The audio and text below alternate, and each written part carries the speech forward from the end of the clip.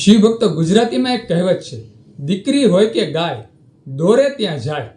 શિવ ભક્તો, આ કહેવત છે ને મને ખૂબ ગમે. શિવ ભક્તો, દરેક ઘરમાં દીકરીઓ હોય છે. 180% પરિવારમાં દીકરીઓ હોય છે.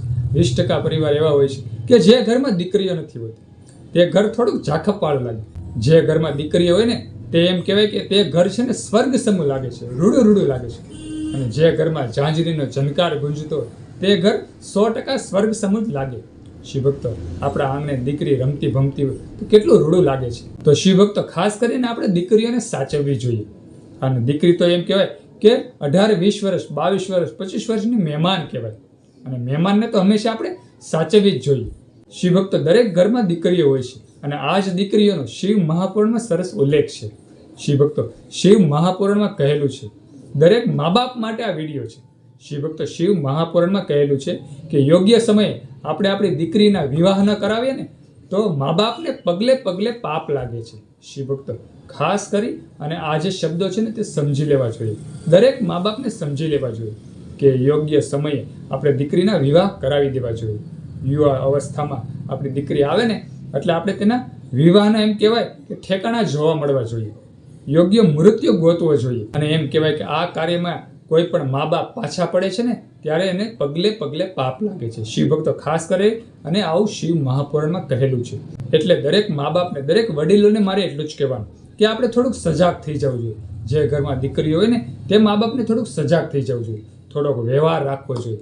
સગા વહાલાઓ સાથે વ્યવહાર રાખવો જોઈએ. અને આપણી દીકરી એમ કહેવાય કે યુવા અવસ્થામાં આવે ત્યારે આપણે થોડુંક ધ્યાન દેવું.